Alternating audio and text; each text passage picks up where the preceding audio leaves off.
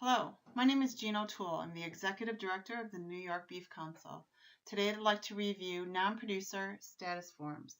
They present a lot of confusion in our industry, and I'm going to do a brief overview on how to correctly fill a non-producer status form. We are going to overview the beef checkoff, the non-producer status forms, the check boxes on the status forms, and a statement of understanding. The Beef Checkoff program was established in federal law through the Beef Promotion and Research Act, which was part of the 1985 Farm Bill. The mission of the Beef Checkoff was to enable cattle producers and finance and carry out coordinated programs of research, producer, and consumer information and promotion to improve, maintain, and develop markets for cattle, beef, and beef products. It was established as an assessment of $1 per head each time a bovine animal was sold, an equivalent assessment on imported cattle, beef, and beef products.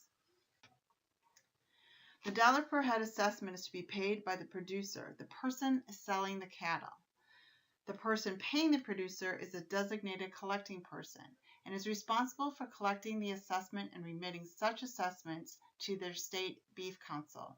For instance, the New York Beef Council.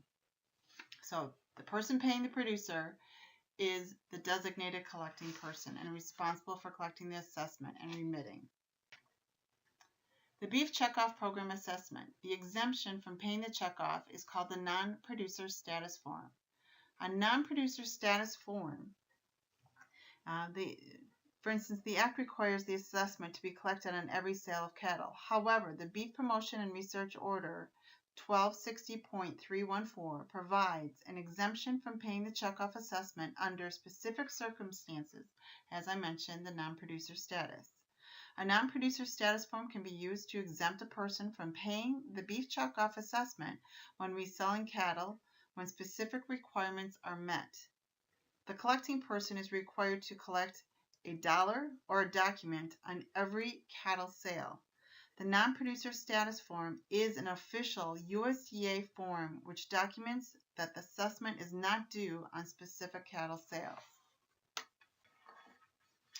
So for instance, if you purchased and sold cattle within 10 days, this is when you would fill out this non-producer status form. And there are 5 areas initially that you need to fill out properly. The first is the A, number of cattle being resold. So I claim non-producer status on 100 head of cattle, which I'm reselling B on this specific date. So it could be December 1st. Then C area needs to be filled out. The person or company paying the reseller for cattle being sold.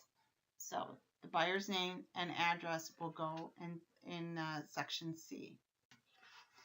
Section D is the date on which the cattle were originally purchased. Can be a date range. Purchase date must be 10 days or less prior to resale date. If not, an additional $1 will be assessed. So, in letter D line, I, the reseller, further certify that I purchased these cattle on this date. E, this is the most important box on the non-producer status form that needs to be fully filled out according to the Cattlemen's Beef Board and USDA standards.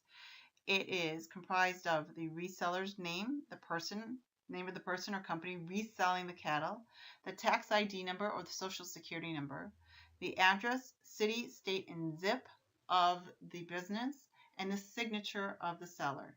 This is very important to have this filled out. This is what the Cattlemen's Beef Board auditors will be looking for.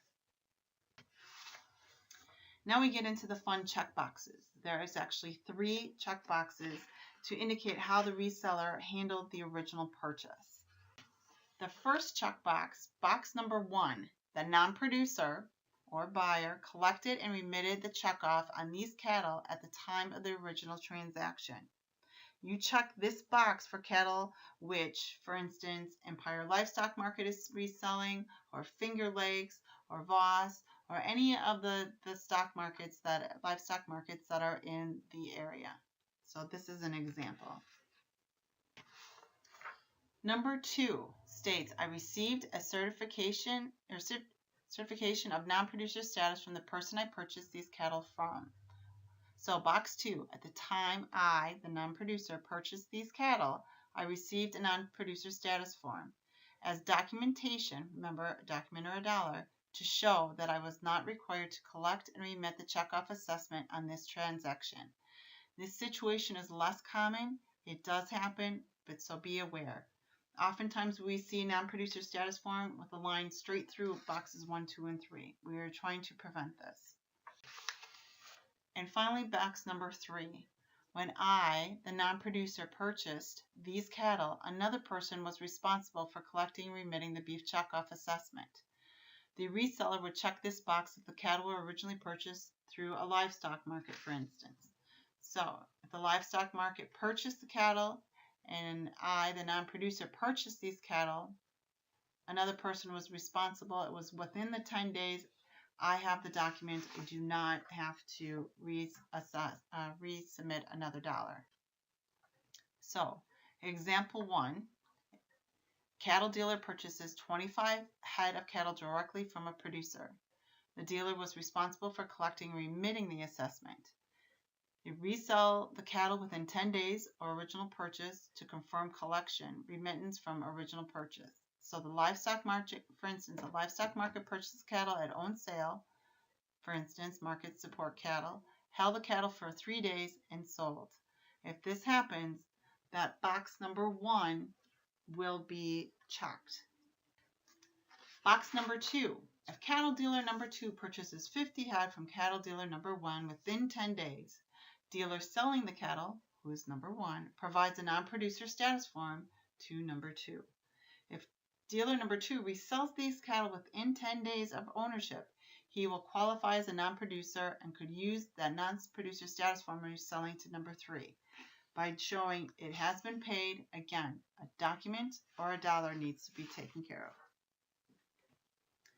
Number 3, box number 3. These are all examples I've gone over. If cattle dealer buys cattle through a livestock market, own the cattle for 10 days or less, and then resell the cattle through a market or another customer, box number 3. So, ABC cattle dealer buys 10 head. He goes, feeds them out a little bit, sells them at a different auction market because the prices may have changed, gone up, or they'll be a little bit heavier, look better. Then it's been within 10 days, the cattle, box number 3 will be filled out. Now, here in New York State, we have a statement, a non-producer statement of understanding. It is in triplicate. That is the understanding is the form that is on the right. The bottom part of the form matches identical to the box in the non-producer status form. What I'm asking auction markets and buyers and sellers to do is fill both out completely. Once I have a matching copy, what then can happen, and which is approved by the Cattlemen's Beef Board, is that the reseller from that point forward can just put his name and signature. So here is the non-producer statement of understanding. You can get this at the New York Beef Council. We are also sending them out to all auction markets. You fill out this bottom. It will be in triplicate. You keep a copy, the market keeps a copy, and a copy is sent to the New York Beef Council. Making sure that you fill out a non-producer status form that matches this exactly. Staple them together, send them to us for 100% compliance. Once we have that, all you have to do as the reseller is fill out your name and sign from that point forward. So, I'm hoping by the end of February, non-producer status forms are completed in full. A completed in full statement of understanding. Identify the dealer sells at multiple markets. If you happen to, list the other markets. So that way we don't have everybody filling out 10 forms. And submit by the end of February to the New York Beef Industry Council. So if you have any questions, please feel free to email me at jotoole@nybeef.org.